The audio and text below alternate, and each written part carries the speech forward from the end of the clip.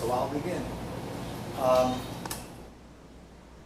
So this, as you know, probably is the course on the physics of music and color. And you will you will see over here and on sheets that you have that information about me, where you can reach me. My name is Leon Gunther. You have my office over there. You can get this thing done over here. My office telephone number or extension and my email address over here. Um, I've taught this course for over the past, believe it or not, 40 years, on and off. And while I'm a physicist, I've lived music all my life, and I'm very intensely involved with music. A number of you are involved with music deeply too. You'll know that if you are in that deeply involved in music, that I'll be there with you because I appreciate all aspects of music and performance. So the there'll be a TA who unfortunately is ill, just called in. He's feeling rotten, so I can't introduce you to him. But it's Joshua Cohen. You can call him Josh, and you have information about him over here. He will be the teaching assistant. We call him TA, and will be grading your homework, grading your lab reports, and the two of us together will be in your lab meetings. So I'm intensely involved with the lab also. And the labs are used not only to do the labs, but it's really a meeting place to discuss all questions that you might have that have to do with the subject matter. So I look on it as a very, very intense recitation. You want to look at it that way. You know, it's true that I have well, I don't set up office hours. The reason is no one comes. They don't come to office hours. Very few people can make an office hour. But I'm going to be here after every class. Not, and I really am open-ended, so I don't shut you off. And some of you people have to skip off to some other place, so you can stay after class. That's okay. We can make an appointment for another time. And I'm very, very available. So know that I'm with you totally all the way, and there's no such thing as a dumb question. Never think about any dumb question. No such thing as a dumb question. Sometimes the dumb sounding questions are the deepest questions. So don't hold back, because if you hold back, then you don't learn about what you don't know. And I've seen a lot of people in graduate school who flunked out because they were embarrassed to ask questions. The real good ones always ask questions of any sort that comes to you. And also, this course is really a deeply, oh, that's who you were back there. How do you like that? It's from the psychology department, Ani Patel, who's into the psychology of music. So you wanted to see what's going on over here. God, this is cute. Yeah. So, I'm interested in your experiences too, in your responses to everything that we are talking about over here. And often I learn so much from students about their experiences, whatever it is, whether it be in music or outside of music. I welcome that very, very much. It adds, it always adds. So you be free to raise, to share. If I find that that the discussion is dragging on too long, by dragging I mean it's going too long, and I'm concerned about the time, maybe I'll cut it. I might end up cutting it off. But that's just don't let me decide that. Bring it up. You see? So where am I? So everything is game here. There is a website for the course that you can access, and it's written on your course information sheet. There's a lot of stuff there. One of them one part you can't get has solutions to problems. Now I haven't updated it from 2012, so there are PowerPoints there which I'll be using here. I haven't updated the PowerPoints. They've been changed since 2012, but you'll be able to access them there and view them. So you also have here links to very interesting websites that I found over time. And what's that say? I can't even read it over here. lab instructions. Well, you have a sheet on lab instructions, and since the book which you have, which is this book over here, since I published this book in September 2011, there are two components here of the website that refer to this book. Number one, some corrections.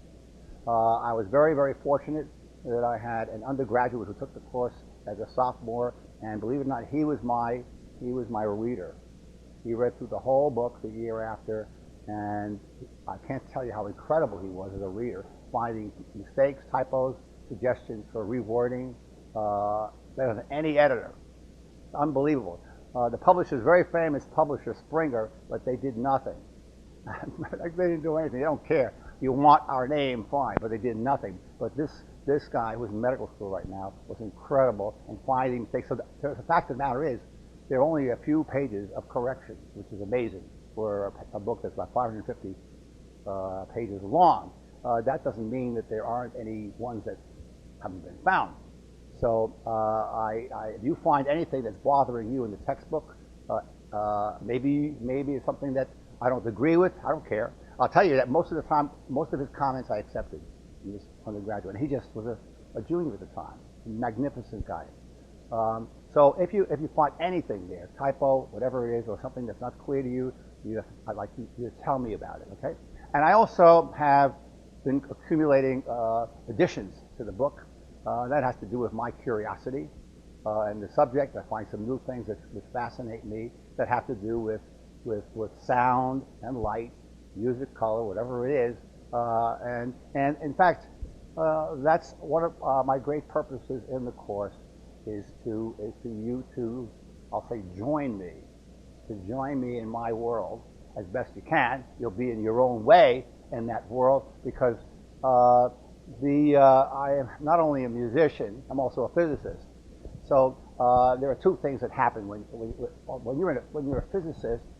You're asking questions all the time about certain things, and because I'm a physicist, I have more questions that I can ask.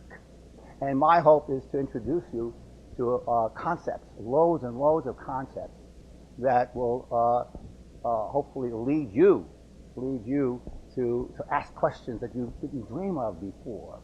You'll be asking why questions more why questions. And why questions are answered in two ways, more than two ways. But for me, why questions sometimes are answered in terms of concepts. Oh, this happens because of blah, blah, blah, you know. The rainbow occurs because of refraction. That's fine, okay? And that's perfectly fine, and I want you to learn that. You're going to learn a lot of concepts that are related to various things that you see. But in addition, the physicist doesn't just guess something in terms of concepts expressed simply by words, but the physicist is absolutely driven to make a calculation, to make sure that things are right, because there could be more than one reason for something. Often there are many reasons for something. Sometimes one is the only one, and sometimes many are contributing. It reminds me, I have to tell you about something that I hope I don't do this too much, but in politics, you often, because you see it in the news all the time, why is this country doing this? And the country might say, I'm doing it because of, and then you say, I don't accept that as a good reason, but perhaps there are other reasons that they weren't even mentioned that are legitimate. So never look for one reason for something and say, I have to have only one reason. There are many reasons. But anyway, back to the calculation thing. You're going to learn how to actually calculate certain things, to ask questions and actually calculate. And you say, God, I didn't know I could do this. That's one of my goals also. Okay? Where am I? Here's a video in this website about a physicist by the name of Richard Feynman. Has anyone heard that name before? A lot of you people have. I mean, he had certainly on the personal side, he'd be very annoying to certain people. For me, I don't like superlatives. I despise superlatives. Personally, I despise competitions. I don't like who's the best and all that stuff. But I have to say that for me, this is one of the only superlatives that I really by, and that is Feynman, who was one of the great theoretical physicists of the last century, was probably the greatest teacher I ever ran into. An incredible teacher. And I invite you to look at these videos that you'll see on the website of interviews, and you might regard him as sort of pompous in certain ways. It's fine with me, but listen to certain things that he has to say about various other things. I happen to be a Feynmanite, put it that way, very much so. Anyway, where am I? Then there's, of course, Trunk that you'll have access to. You heard about Trunk. Is there any freshmen in here? Not one. You are? No. Okay. Okay. This is the first time. Typically, the class has close to half of the students are freshmen. This is the first time that you have taken over the course, you upperclassmen, and denied these freshmen the ability to take the course. What can you do? So you know about Trunk. I'll post, certainly your grades are posted there, and you should always check them. Come back to me if something you disagree with something. But I also will communicate with you by email, and that's very important. That to me is the fastest way to communicate. What kinds of things are important for you to look for in an email? Number one, I give you a homework set. Someone emails me, and I do tend to answer them. Unfortunately, I can't resist, late into the night, and I say, student says, this is very, very, I don't like this thing over here, right? And the wording here, it's confusing, or it feels like it's ambiguous, blah, blah, blah, blah, blah, blah. And so the student points out something to me about some homework problem or something that happened in class, and I feel I want to communicate that with the whole class, to share it with you. And if there's an error, you'd like to know about it as soon as possible, right? So really look at your emails. That's very important. Look at your emails. Did everyone get my email? Anyone not get my email? That was a stupid question. Did everyone get my email? Who did not get my email? Not everyone answered. 15 out, I don't know if you're the same 16 out of the 16 that we had who registered, but 15 out of 16 responded as far as what I could see, What? I think you everyone trying to recognize you from your photograph, And speaking about that, because you looked like the person to me, there's something important that you need to know, and that is that the course is not an easy course to teach by any old person in a physics department because of one of the reasons is all the demonstrations. There are loads of demonstrations here. Spent like a month and a half, even though I've taught the course 40 years, setting up demonstrations and making sure everything works, and just before the class things went haywire again. There's always something happening.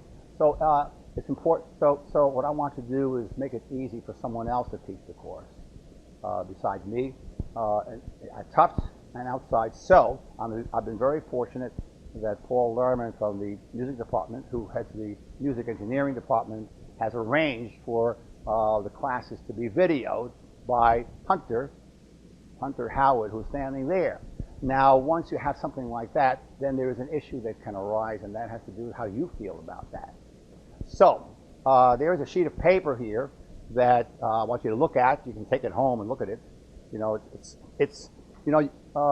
Any institution, any individual who uses some material has to worry about permission. So please look it over, and if you feel fine to sign it, please sign it and bring it in on Monday. If you're 18 and over, you don't need a parent signature. That's all we're going to. How am I going to use this? If you don't want to be videoed, then say so, and Hunter will avoid you. Okay? He'll avoid you, identify you, and we'll put you in a certain spot. You'll be sitting in the corner with a dunce cap. No. So he'll avoid you if you want that. But I respect any feelings that people have. I'm not judging anything and criticizing anyone for anything that they feel about things. Everyone has their feelings about what is something they need to be concerned about. People vary. So let me know about that, and I won't talk about it here. But if you have any questions, please contact me to bring that up if you have any questions about that. But I'd like to have that so that I'm free. Now, I would not. You should know that the so-called permission slip, which was written out very carefully for a different course, biology course in summer school was written up probably with a lawyer around to make sure that nothing can go wrong, and it's a legalese, which is way beyond my brain. They mentioned something about third party, no use of third party. What that means, from what I understand, is that I can't give this video, sell this video to someone else, okay? But I can, from what I understand, make it available to someone who wants to teach the course. That's the thing. But I'm not going to make, I don't make money on this thing. I'm only interested in making it available, okay? So that's the purpose, okay? But let me know if you have any questions about that. You should know about the door here. I've left this door open now, but later on, someone might be coming late. And unfortunately, because of the way things are laid out over here, imagine if someone comes in late, walks in here, bangs into this thing, whatever it is, blah, blah, finished, okay? So, if you find this door closed, you go to the back, the rear of the room, there's a door there, you just go back, up, around, and come in from the back quietly, okay? You got that? So, you don't have to knock on this door for me to let you in. I might hear you knocking, you know, but you can't come in. That's good. Okay, I like that song. I don't know if you know that song. Okay. So anyway, I'd like to call out your names, and please say your names back to me because I care about my pronunciation. And unfortunately, how do you like that? When I put my glasses on here, this print is small for my eyes over here.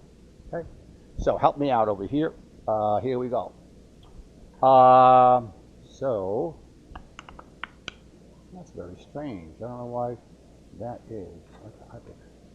Okay, so Rana and say Tenbrink. How do you say it? Tenbrink. Okay. Tenbrink. It's almost like one word. Is that right? Now could you say it again? Oh, Tenbrink. Okay, it's an accent here. Okay, Rana Tenbrink. Thank you so much. I can tell you that we're going to be, this room, you should know, is dedicated only to this course. No one's allowed to use this room except for this course unless they contact me. The main reason is that there's so much equipment lying around. I don't want people touching anything. So this is really our home. The home for this course where you're going to have your laboratory experiments. And because of the intensity of these meetings, we're going to get to know each other very, very, very well. Okay? So, Rana Tenbrink, right? Now, Munir Atala? Munir. How do you say the last name? Atala. Atala. So it's Atala. Munir Atala. Okay. Munir Atala. Yeah. Thomas Colgrove. How do you do? And Connor Doyle. How do you do? And Nayarantara Dutta or Dara? Datta. I say it again? Datta. So it's Datta, accent on the ta. That's almost accurate. Okay. Nayarantara Datta. Okay, sorry. Nitesh Gupta. How do you say it? Nitesh, sorry. Nitesh and Gupta. Okay. Gupta. Okay. Connor Hearn. How do you do? Okay. Selin Ipik. Say it again. Celine. Okay. Say it again. Celine. So Ipik. Okay. Ipik. Okay. Okay. Emily James. How do you do? Emily James. Ipik. And then I have, okay, I don't know what you're going to do. Elias, I would pronounce it like a Polish, Jarząbek. How do you say it? Say it again? Jarząbek. Okay. Jarząbek. Okay. So you split the thing there. Jarząbek. Jacob Kasiafikas. How do you say it? Say it again? Kasiafikas. Okay. That's features. Joshua Mermelstein. Steno Stein. Josh. Okay. And Kurt Olesen. Did we meet years ago? Yeah, I felt I saw the name well. It felt very familiar. So how you said Kurt what? Olson. So the E is sort of not pronounced. Okay. Okay. Okay, good job. And Aiden Scrimbor? Not here. Aiden Scrimbor? He dropped. Okay, sorry to say. Okay, so D. And that's right, he said he probably would. Ruben Sonsbarns. How do you say it? Sonsbarns. Sonsbarns, okay. Ruben Sonsbarns. Then I have Eric Sparkbergs. Not here? Okay. Eric's. Okay. And then I have John Valerie. How do you do? Is that okay? Yeah, I go by Jack. Jack Valerie. Okay, and then I have John Waterson. How do you say it? I don't do that yet. I had already written it in by mistake. Okay. I already wrote down Jack by mistake, put it in the wrong line. So Jack Waterson, yeah. Waterson, okay. Norman Young.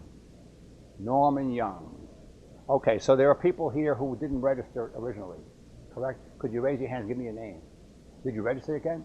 No, you didn't register. Okay. Would you plan to? Okay, so what is your name? Sorry. Izel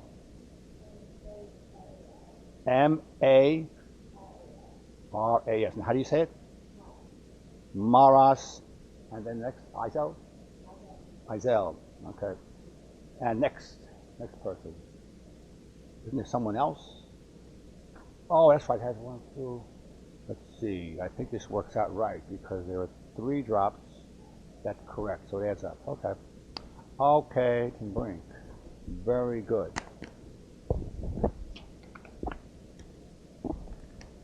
And is that mine or yours? Who's this? Oh, it's mine. Just a second. Okay.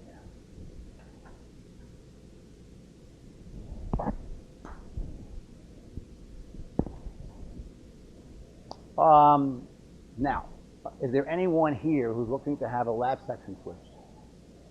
So, could you tell what you have and what you'd like, and you do the same thing afterwards. See whether maybe you switch. Oh my gosh, I can't believe it. That's so now I can't remember your names. I know you, I know. Kurt. And your name was again? I'm sorry, I couldn't hear the noise there. Nayantara. Okay, so you're switching. So you're going to be Thursday, and now here's going to be Wednesday. I'm going to close that door. Okay, great. Wow. Let's see. Next. So, required purchases. Make sure you have this. Number 1, of course, is the textbook. Did anyone have trouble getting the textbook? No. Good. Scientific pocket calculator is listed. You don't need something more than trig. You'll need regular multiplication, division, blah, blah, blah. You need trigonometry, plain trig, sine, cosine, tan. Cotan, maybe, well, upside down, tan or whatever. And you will be using the log function. You need the log. And probably an exponential e.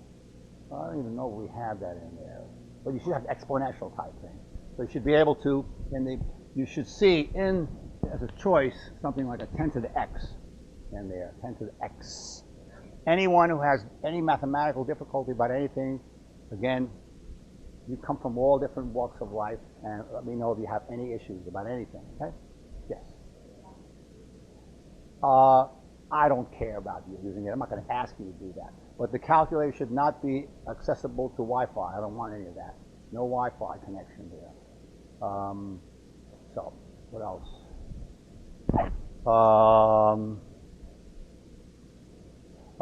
Okay. In some labs, I might ask you to take some data and take it home. Have a memory stick that could take, I don't know how much you're going to have to use. Maybe that might be very little, a few tens of megabytes perhaps. But you can use any memory stick that you have. They're very cheap, small ones, a few dollars. So memory stick, and that's that. Now, I want to go over the handouts that you have. You got a whole pile of things here. It's horrible. It's a pretty heavy load. So you have the questionnaire over here, and I'd like you to fill it out and bring it in on Monday. Okay, bring it on Monday. Then there's course information. Read it very carefully. Yes. You don't have course information. You have everything else? That's all you have is that. Is there another one over there? How did this happen? I don't understand that. Oh, there it is. Okay. Yeah, I had enough packages. I had 17 packages out, in fact. Okay? So course information looks like this. You have that. And please look it over carefully.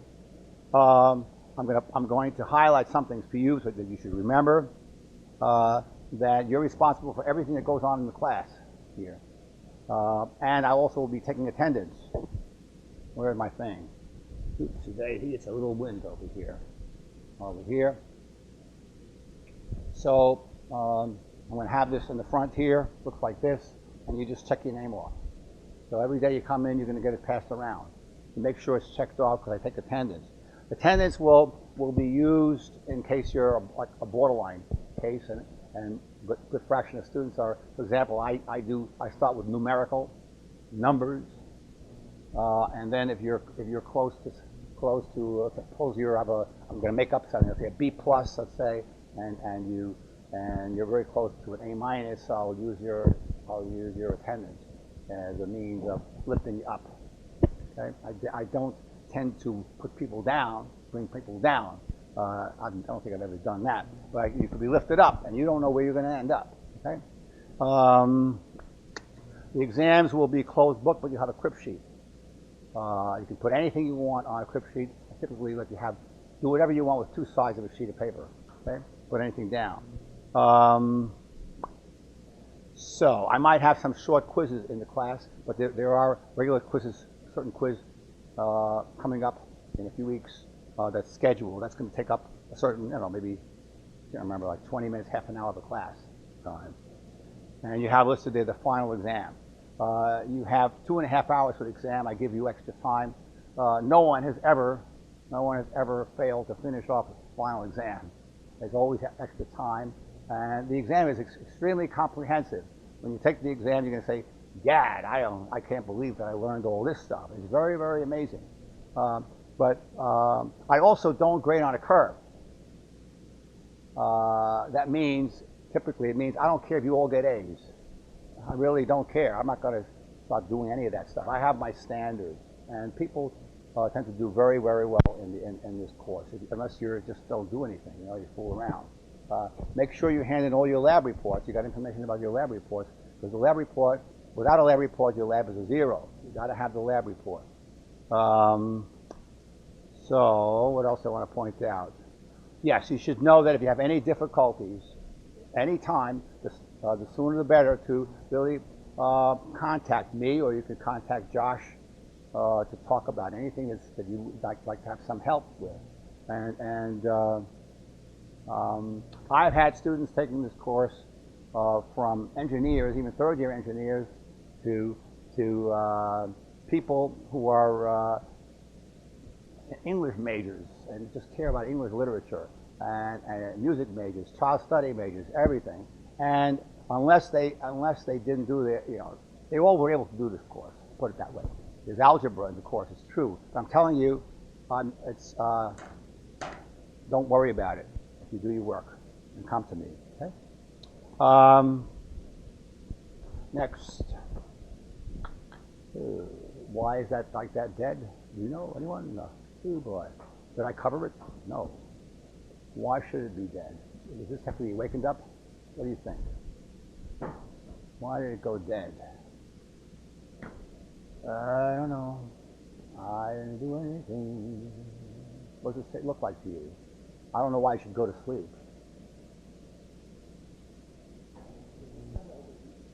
Oh, the heat. Oh, that shouldn't have be put on top. I don't know. That was bad. That was a stupid thing. Oh, boy. Gotta watch yourself. Oh, boy.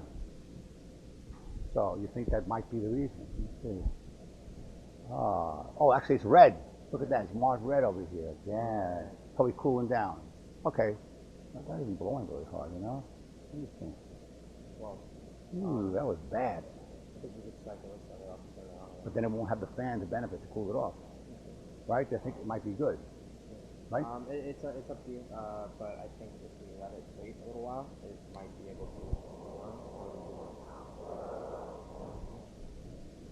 Okay, I'll continue. Hopefully this is going to get printed. Okay, let's look at this thing over here. This is your schedule, an approximate schedule of the course. Okay.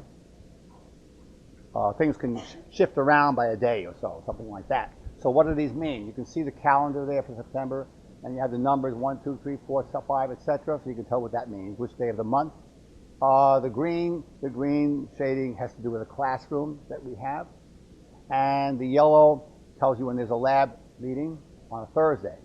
But there's of course a lab section on Wednesday also. So you can see it marked there. And on the right column, far right, you can see which lab you're doing. Okay? Which lab you're doing. The number and the subject matter. There's a quiz you see on the 24th. Look through the whole thing. There's a midterm on the 27th of October that covers chapters 1 through 5. Okay? Where am I? What else is there that's interesting? That's right. Thank you. The red numbers are the chapter numbers. That's correct. Brilliance. So, right. Okay. This sheet over here tells you more details about the laboratory component. Okay. Your lab reports will not require data analysis. This is not a freshman physics course of looking at error analysis and all that. It's conceptual, and you have some numbers to use to calculate certain things and some questions to answer. But it's not a heavy-duty lab report, okay? Like in freshman physics. This thing over here just tells you about this audio-video setup here, which has taken me a very long time to set up and to make sure things are all right. Unbelievable how many days went into this crazy thing. Anyone here work with audio? Planning to work with audio? My son's an audio engineer. And the last time I taught the course, he came down towards the end of the semester and met with people. It was a nice little huddle there. You could talk to him about his experience. And he's a young guy, so he knows a little bit different from what older people know. He's only 27. So he knows a little bit more about what it means to start out. Okay? So audio engineering, it was very nice to see this meeting. So if anyone wants him to come down, we can work that out, schedule that coming down. Very wonderful. So we always argue which is harder, audio or video. I tell them audio because audio can totally flunk you out. Video, so what's going to happen? You know, it might be a little bit not absolutely clear, but audio, horrible. It's unbelievable. Now you have here is part of what you're going to have to do. You have here some problems I want you to work on between now and Monday. You hand these things in. Okay, what are they? What's the purpose? Number one is for you to be reading the book, read the chapter, and do some thinking and practicing. Some of them are, like the last problem there, is just has to do with change of units. And there are interesting things here. What's the speed in kilometers per hour corresponding to 1 mile per hour? This one is a very good one. How many miles per hour corresponds to a kilometer an hour? That's horrible. But another one is very interesting, a meter a second. I should have put that down. 1 meter per second. The reason is that our calculations are going to be done using meters and seconds for the most part. And if I say, well, this I don't know, frog is moving at 1 meter a second, how fast is that? I'd like to know what it is in miles per hour, perhaps, or kilometers per hour. And it's very interesting to know what that is, okay? So work that out. It's happened in many different areas. For example, I better not get into it because I can get sidetracked. There are very beautiful things that come up. One of them has to do with wind blowing over a lake, which I'm not going to talk to you about because I can talk for a long time about wind blowing over a lake, and you work the calculation out about the wind speed in meters per second. But I say, I don't know what that means. How many miles per hour is that? And they're very fascinating things. Wind on water is a very, very fascinating subject. Absolutely glorious. I read about it decades ago, but I'm still very childlike in my feelings about it. It's just the sweetest thing. You have a lab. This is your instruction for the next lab you're going to do, which starts next week. And you also have this thing over here, which you will work out to the best of your ability and bring it in for the lab meeting. Now, you might not be able to do these things, and that's okay. That's okay, but work on it. Do the best you can. The purpose of the lab is for you to learn more about graphing like this in relation to words. In relation to words. We talk about things in words, and often these words have to be translated into something that is more mathematical, more tangible numerically, and also something in a language that is physics laws or expressed. Okay. Lots of times people talk yap about things, and they can't make a calculation. And sometimes I've met students who have incredible insights about concepts, and they have a difficulty making a calculation. And I've seen it the other way, both ways. And people vary. So some people have different talents like that. But it's okay. The goal, of course, is for you to do the best you can. In that regard, homework is not a test. Homework is not an exam. I'm not looking for you to say, let's see how well you did on the homework. That is not my brain at all. The purpose of the homework is for you to use the questions to study the material, see what you understand, what you don't understand, and do the best you can. And learn how to calculate, learn how to read questions, because the questions are often expressed with words. And they have to be translated often into a form that can be put into an equation. That's not easy. That's not easy. So when you're graded for the homework, you're going to be graded something like this. Every part, whatever the part is, will be given 0, 1, 2, 3 points. Okay, that's it. I'm not going crazy with the way a typical exam is graded. If you do nothing, you got a 0. If you tried anything, you got automatically 1. If you got, let's say, about half of it right, you got 2. If you got for the most of it right, but not necessarily all of it right, you got 3 points. Done. Okay, so understand that. And if you have any difficulty doing homework problems, don't say, God, this is an exam. That's ridiculous. Ask for some help or ideas. And you might ask me a great question, and I say, God, that was a real great question about this problem, and then I will share it with the whole class, what your question was, okay? Next, where are we? You don't have that. Does anyone see one of these guys extra? You don't have that either. How do you like that? Okay. Yeah, okay. Good. Okay. Trunk, link, look, blah, blah, blah. Okay. Okay, homework. Good. Okay, so now, I want to finish this off so we can get going here. Listen. Okay, here's the routine. Here's the routine. Here's what I expect from a class, okay? Okay, so you arrive in here. Well, at home, you might have some questions to answer, like I gave you a homework problem. You walk in, and where's my box? And here's this box over here. It says like this, hand-ins, right? It's going to be right over here, okay? I put it over here, you just walk in, put it in here, done. Whatever it is you have to hand in, a lab report or homework. Just throw it in there and take your seat.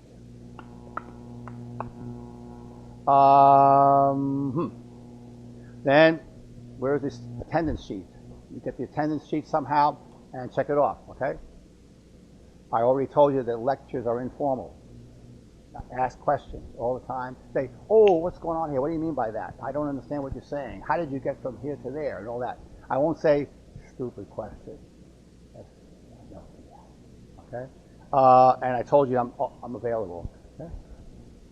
Okay, so where are we? Let's see where we are. Hey, wait a minute. Did we wake up yet? No. Okay, sorry, this thing. If we do, God, it's a shame, but I can do it without it. Okay, you do that. Okay, where am I?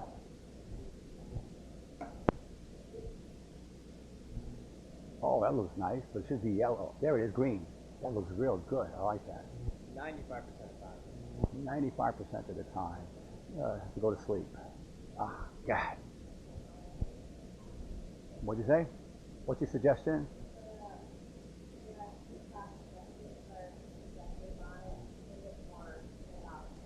Duct tape where? You mean just put it there like this? How about my finger? Just general duct tape. Yeah, okay, yeah. Yeah. How about it's duct tape to support a window that's falling? I don't know, whatever. Anyway, what's that? Looks very good. Look at that. Okay. Yeah, I mean, it's hard for me to give up what I want to show you, okay? What do you think? Right here? It'll tell me something crazy, won't it? I don't know what they're talking about. I think it's going to be, I think I've seen it before. Good. Oh, boy. Oh, merveilleux. Okay, okay. Okay, thank you so much. Okay. So where am I? Oh, this. Okay. Yeah, look at this. Okay. My brother, I have a brother who's a fine artist, okay? And I don't have a visual sense the way that he has. Artists see things that other people don't see. Musicians hear things that other people don't hear, And but I love a lot of different artists, but one of the group that I adore very much are Impressionists. I happen to love them. There's an impressionistic painting right over there by Monet, I believe, over there, and this one on the right is by Van Gogh. So I say, why? Why do people care about this? Now, photographers have something special to do too. What do photographers contribute to us? They contribute an eye that catches things at certain moments. Because if it's a legitimate photograph, then my eyes can see the same thing. Isn't that true? I don't know what the camera can see that I can't see. If you disagree with me to some extent, please just tell me. I think that's my inkling. The photographer catches a certain moment, an instant, it's special, and stops it. Says, look, spend some time on that. Things are moving too fast. I'm going to capture the instant, the moment. Okay? And of course the composition. Now, what about this guy over here? I mean, I assume that everything's basically stationary. She's not capturing an instant so much. What's the difference between this? This is the Langlois Bridge in France, and this is Van Gogh's painting of that same bridge. I have to say, of course, that the bridge has decayed quite a bit since the time of Van Gogh. So it's dilapidated right over here compared to that, okay? It's really falling apart. But people come from all over the place to look at that bridge because they love the painting. And they say, oh, that's the bridge. I'm sure it looked much better in Van Gogh's time. So what's special about this painting? I'm going to tell you what I feel. Does anyone, maybe tell me, someone here has something to say about that. What do you feel makes this thing different in a way that makes people interested in it? Yes, what do you feel about that? What's your name? Say your name. Emily. Emily James, I think. Yeah.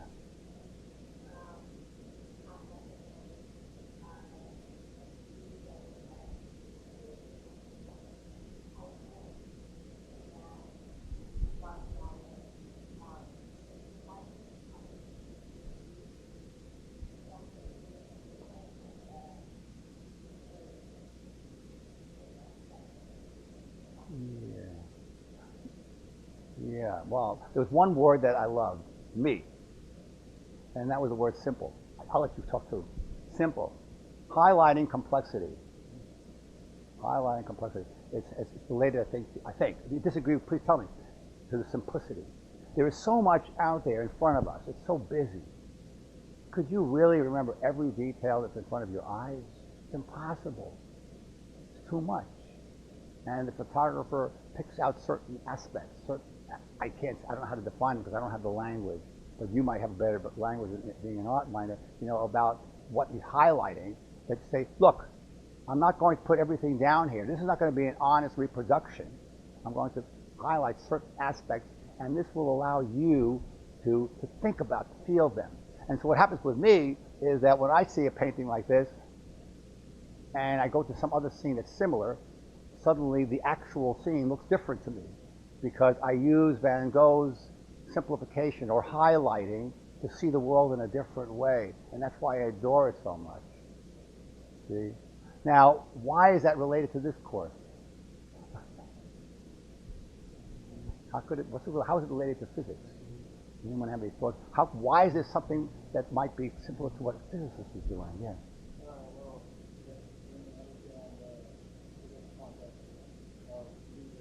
Can everyone hear him?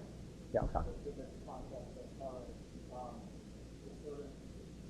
Allows you to highlight certain aspects of what you're seeing or what you're hearing in simpler terms. So like this is what a sine wave sounds like, or something like that, which actually brings out a much clearer picture in your head of what you're looking to do or what you're seeing. Yeah, that feels very good. Does anyone share some of this feeling? That's what a physicist is doing, is highlighting something, some basics, some simple things, certain things. So I feel that too. What were you going to say?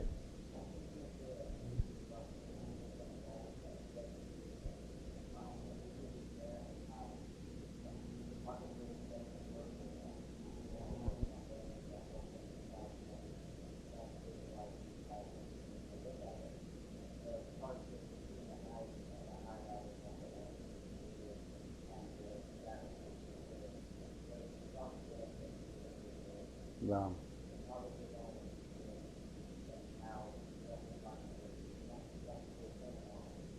Yeah.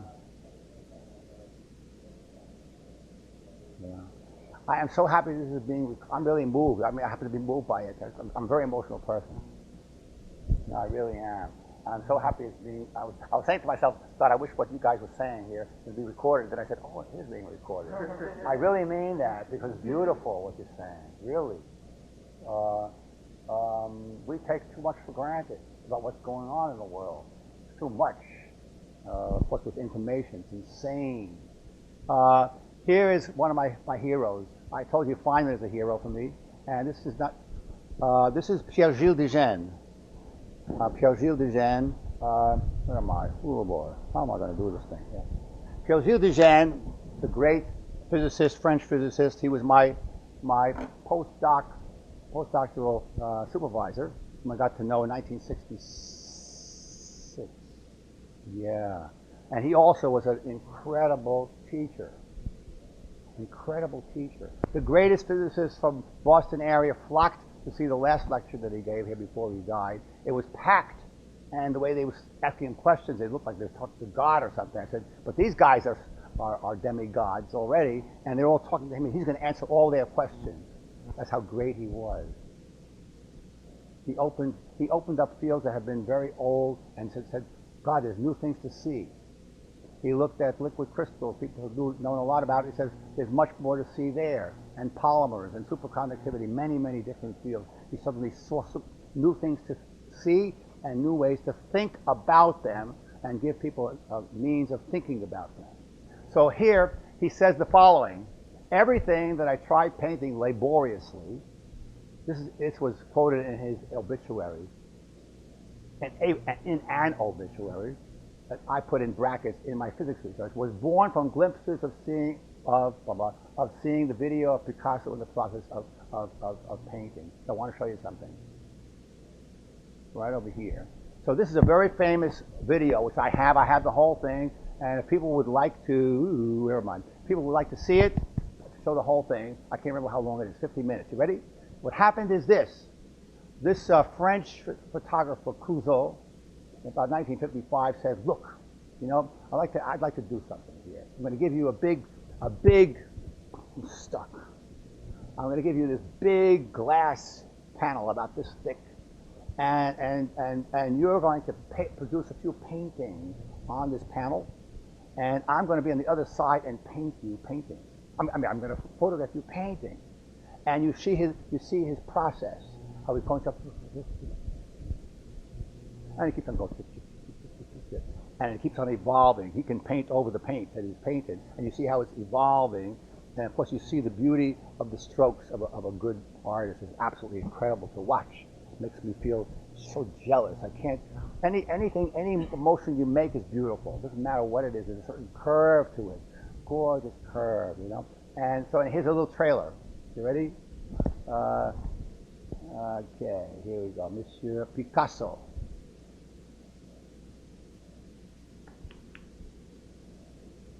Go, my friend. I don't see anything. Qu'est-ce qu'il y a? Why is it black? Ah, I don't know what's going on here. What is going on here? I don't know why it's black. That's not right. You know what I'm... What? The video is in my PowerPoint. I will try this, okay? I'm going to try just this. I'll try. Okay, I don't know. No, it's black. I don't like it's black. Wait a minute. Let me see one more time, then I won't bother you. I'll get you to be able to see it. I don't know what's happened here. Something happens all the time. No. Okay, I'm going to stop this thing. Okay, I'm sorry about it. You'll get to see it, okay? I'll get it to you. Okay. I'm sorry. There you go. Okay, okay. So we keep on going with Monsieur Dijen. Okay. Now, okay, listen now. The pillars of this course, in a way, have to do with source. Source of what? Source of light, source of sound. Of course, you want to know about the nature of what's the source giving you. You have to know the nature of sound. You have to know the nature of light. And you have propagation. Propagation from the source to a receiver, whatever it is. You want to know everything about propagation. What happens to it? What are the things that, well, phenomena that are very interesting in that area? Yeah. Oh, it absolutely is. Yes, that's where I got it from. Yeah. You can look it up. Picasso. And then there's detection by detectors, microphones, what else? Ear, eye, right? For the human being, we talk about perception. I perceive. What does that mean? And then ultimately something goes to the brain. And something happens. And Ania Patel studies a lot about what's going on in the brain, how it's processed, which is not in this course at all, which is utterly fascinating.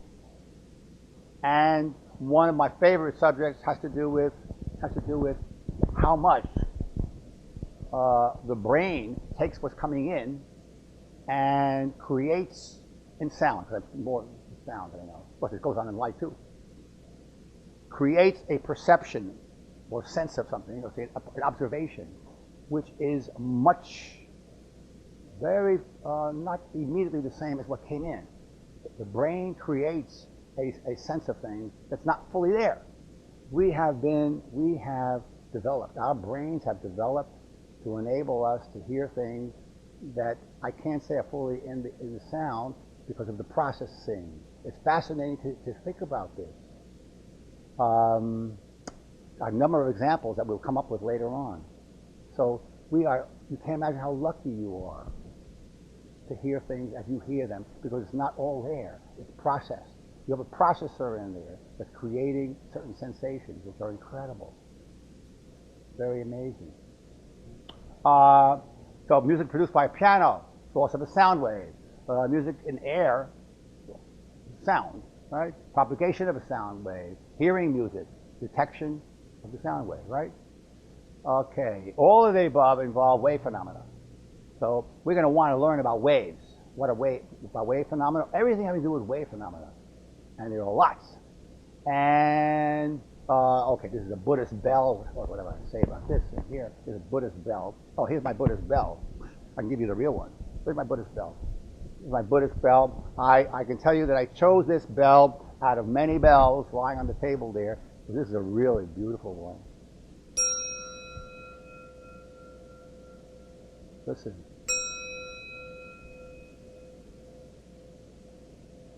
Pay attention to it. If you don't hear it fully, you're going to learn certain things about what's going on over here. And part of what is going on here that makes this different than the other ones that were on the table has to do with the precise shape of this piece of brass, which to the eye, all these bells look the same. I wouldn't be able to tell the difference at all. But if I go like this, I can hear the difference.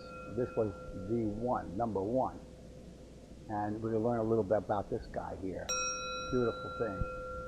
It's a wonderful one that I got. I was very lucky. because I wouldn't have bought any other one if I knew about this guy, you know. And that's over here. You can hear it on the side. That fine. Now, here, I did just what you were worried about. Here we go. Okay, thank you. Is related. What you hear is totally expressible by a curve like this. This is a graph. It's hard to believe, but when I look at this thing, I say, I can't believe it.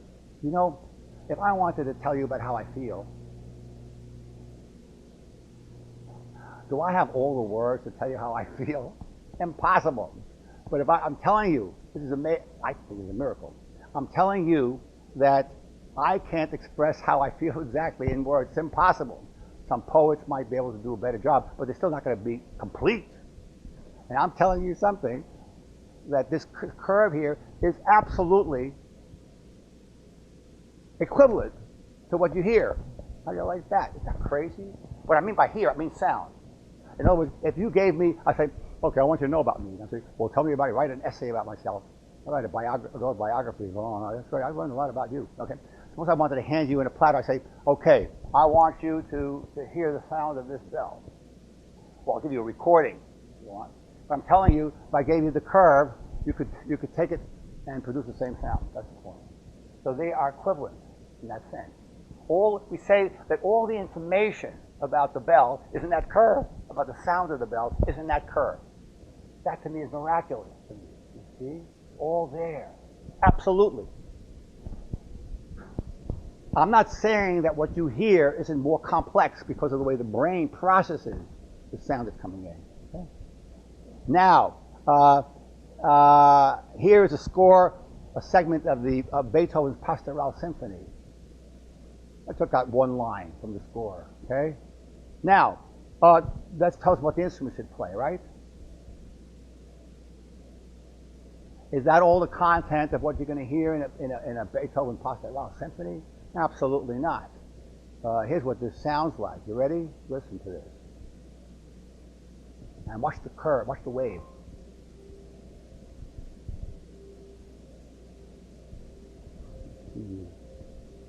I don't see anything. What happened here? It should have been here. All my graph is gone. I'm sorry. I'll get it to you. You should have been seeing the wave. All dancing around, flickering around like that. It would look just like the Buddha's bell, but constantly. I'll send it to you because I don't tire of seeing. I don't know what happened with this thing. That's how it goes. Watch it. And this is an enlarged segment of that pattern. I just took it out and clipped it out. Okay, but it's spread out so you can see the details. There is a segment, a short segment of that Pastoral Symphony. Everything in this curve is what could produce what you heard. Okay? I don't know how this happens, but that's how it goes. The wave pattern is like a graph. And the musical sound corresponds to a graph, and the graph corresponds to the musical sound. You can get one from the other, both directions. In that sense, they are equivalent, you see? Now, the laws of physics, okay, I like to call these things, what did I say? What did I do? I didn't do anything. I say that this is a mapping. I say that the graph is a mapping of the sound. It's a mapping. You draw a map, and it corresponds to what's out there. It's a mapping. And I'm going to tell you the following. The laws of physics, which are expressed ultimately mathematically, are mappings of observations of physical phenomena. And if I tell you that the graph that you see of the wave has all the content of that sound, I'm telling you that these symbols that you see tossed around, whether you understand them or not, mathematical formulas in physics, they have all the content. I could write down in one page all the equations, believe it or not, that can be used in principle to calculate the properties of everything around that you see here. How do you like that? And it's all there. The content is in the mathematical symbols. That's crazy. How can that possibly be? In other words, a physicist, such a mathematical ability, could calculate. You want to know how copper is? It can calculate it for you. All from the mathematical equations. Okay? So, come on. We already recognize that a musical score is not a performance. Not at all. The artist puts in an awful lot. There's no such thing as absolute strict tempo and dynamics. The dynamic changes, go like this and that, has a certain shape, absolutely special. And if you change it a little bit, gone. If I change Picasso's stroke a little bit, you know that it's not a good artist. You can see it looks ugly, a little curve like that. Yeah. Anyway, emotions. I have no idea what that's about, really. People keep on talking about it, but that's not me. It's not physics. I don't know any physics about emotions, conscience, any of that stuff is beyond me, and I have no idea whether these questions are answerable at all. I'm going to go into that. Okay, so one of the reasons that these two subjects, music and color, or sound and light, have been combined is that they're both manifestations of wave phenomena. Okay, and the goal of the course is to increase your awareness, to increase your curiosity. So I'm going to show you some things that are very interesting that you'll learn how to do, okay? Ready? Number one, here is a laser pointer, okay? Do you see the laser beam? What I mean by that is a light going through there? No. But you see some spot there. So something has hit the wall, and does everyone see it? Okay, good. Okay, wow. That means that some of the light came from this thing, when it hit the wall, and every one of you got some of it. Well, there's a lot of people. Every spot around here got some of it. So it's been distributed quite a bit. Now this guy here, I'm going to bring it down. There's a mirror on the wall. Mirror on the wall. What do I put it over here? Uh-oh, now you don't see it. Can you see it someplace? Oopsie daisy. Anyone? Wait a minute. Oopsie daisy. Oopsie daisy. I'm sorry. Is this okay, Hunter? You go like this. Do you see it now? Oh, there it is. Okay, I'll go up and down like this. Do you see? No, I don't. Do you see the light beam? What? Does anyone see the light? There it is. Does everyone see it? Oops, you guys are very tough. There it is on the wall. It goes on the black screen. It's no good. You see it? Did everyone see it? Anyone not see it? Hope so. So the laser beam went off the mirror, bounced off the mirror, it goes right over there. Only if you're in the line between here and the mirror point, and the line from the mirror to the wall, then you can see it. And we know that we shouldn't take a look at it. I made a calculation. I looked up some data. What's the maximum intensity of light that you should be exposed to before you have to worry about some damage to your eyes, your retina, something like that. And I found that this guy is just on the border. Okay, don't look at this thing for too long. Okay. So then you say, well, what's going on over here? If I go off the wall, everyone sees this, right? Well, what are the conditions for going from a wall to a mirror? Well, you can say, I'm going to polish the wall. So polishing is related. You're going to learn about polishing and roughness a little bit of the wall, and you will be able to calculate, estimate, guess what? You'll be able to estimate how intense the light is reaching your eye in comparison after it goes off the wall, in comparison to where it goes directly to you, and then work out and see if it's okay. So you'll have the power to do that. It'll be a very simple formula, actually, and you'll learn about that. Another one, another subject, yeah, has to do with the violin, but I decided to bring my viola in. This is a oh boy. Many years ago, I went to study with a violin teacher who was very well known as a violin teacher. He had studied in Berlin back in the 20s and 30s, was one of the greatest violin teachers in the world, Carl Flesch, his name was. And he says to me, he was standing there very, very dignified, and he said, so what do you want to focus on in your lessons? And I said, I have a very great difficulty using my bow. And the bow, this is the most difficult thing to really get something going. Anyone can take this thing and hold this up and put a finger on the string, get a note, big deal. I'm not saying you're playing what we say in tune, but I can put my finger down. Anyone can put a finger down. But to take this guy and go like that, it's a different story. It's very difficult. I'll never have enough time to learn how to do this well for me. I said, I want to study bowing. He says, well, what about how are you playing in tune? I said, absolutely playing in tune. He says, that's what you think. And I say, well, what's wrong? And so I said, what am I missing? So he said, well, I want you to learn to listen. I want you to learn to listen. I said, well, I'm listening. So he said, stop playing. And then he started telling me some, pointing things out. That I should not only listen to the note, but I should try to listen to the sounds that are produced by the other strings on the violin. And these sounds are produced by a phenomenon called resonance. Well, I said, I'm a physicist. I know about resonance for decades. I mean, what are you teaching me then? You're going to teach me? You're not a physicist. He says, yes. He says, but have you learned to listen? And I said, wow, I really mean it's absolutely true what I'm telling you. So he taught me to listen. And I said, oh my God, now I see if I move my finger over like a fraction of a millimeter, I can hear the difference. Unbelievable. So he taught me to listen to the resonances very carefully. And then after a few years, I said, I'm doing fine now. He says, you think so? And then this is true. And then he said, listen again. And then I listened again. He said, oh, you're right. I'm still not there. So you have to go through another period of a few years to listen even more and more and more. So it's everything I'm telling you is absolutely true. So anyway, so here's another thing that came out of these talks, this discussion. I'm going to show you something very interesting. Now, not everyone here is musical necessarily to be able to appreciate what I'm going to say right now. But this is, it just have to accept what I'm saying, okay? So what does the violinist do, or violist? It goes like this in tune, gets a note. And then, sorry, I don't have much.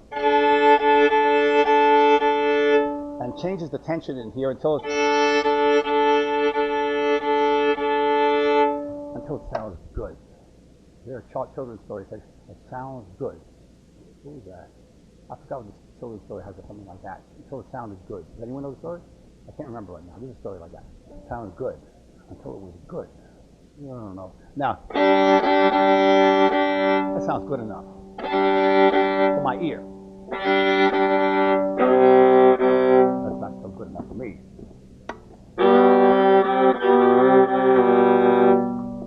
Yeah, really strong. Oh, I had this other thing I forgot.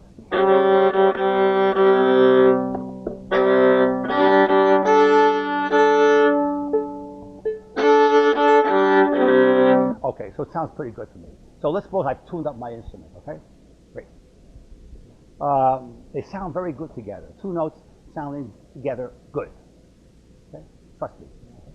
Now, next thing he says, okay, so now I want you to do something. Put your finger over, you see my finger here?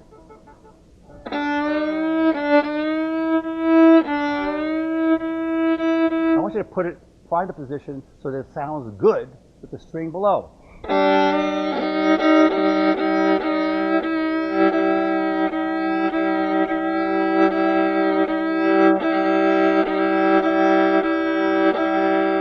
That's not so bad. Sounds pretty good, okay? Now leave the finger there. Now play that note with the higher string. I play it. Now listen. Not so bad because I'm fooling around.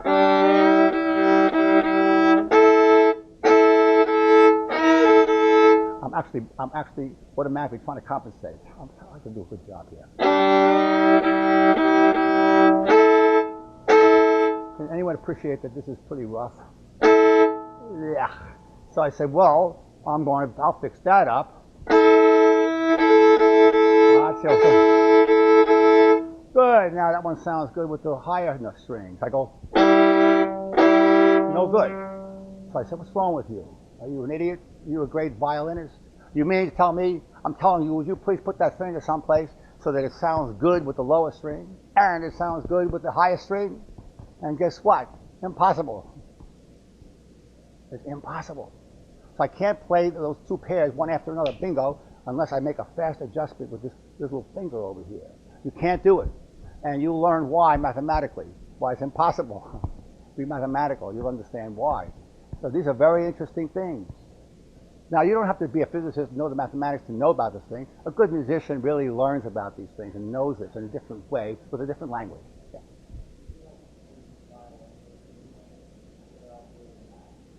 I could do the following. I could make some compromises. And I could say, you know, I'm not going to get something so that this is... might not get it such a great, I could always move this so it's going to sound good. But I might say, would you do something, change this guy so this will be okay with that one too. I could do that, but at a sacrifice. Absolutely. Yeah, piano is a compromise. And we're going to learn about these tunings, we call them tunings, and I want you to know something, that hundreds of years ago, musicians cared an awful lot about how they're going to tune these strings very carefully. And every what we call a key signature, they tuned up the harpsichord differently. All these strings, they're horrible. And because they cared so much about everything sounding as beautiful as possible. And then finally, they came up with this, what we call equal temperament, which is a compromise. It's not as good as anything, as a different tuning for this key. Okay, you're going to learn about that also. But there are loads and loads of ways to tune the keyboard that are making compromises. Okay, and that's how it goes. So the great thing with equal temperament was that I could keep on playing. I could play a piece and shift around the key signature like this: la da dee da dee da, la da da da dee da, la da da da dee da, all that type of stuff. You can do that and not have to retune. You see, but it's not going to be as beautiful. What's going on now in the last, I don't know, 10 years or so, I can't remember, is that they're making electronic instruments where you can press a button and tune them differently for each key that you play, so that you have the beauty of these other ways of choosing the frequency, which you'll learn about. I think I'm going to be stopping momentarily because of the time. I expect it to be far along the way here, but that's how it goes. I think I might, I think I'm not going to go to this thing because we're way behind. I'm ready. That's how it goes.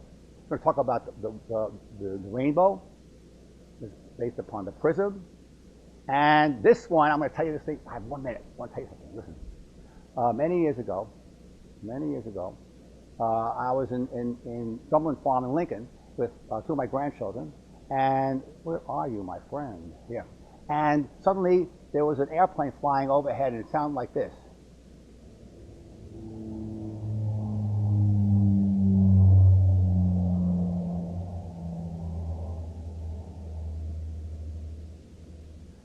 So I'm listening to this sound.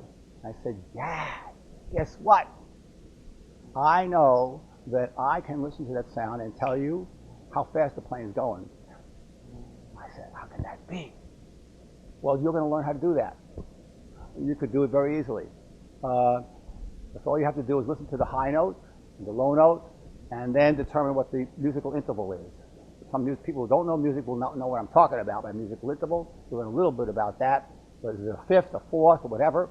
And once you know that, bingo, you'll be able to calculate the speed of the plane. It's so cute. Anyway, that was my fun sitting there, out there on the drumlin there in Drumlin Farm that day. Anyway, have a good time between now and Monday. No, the schedule tells you what the labs is next week. Take care.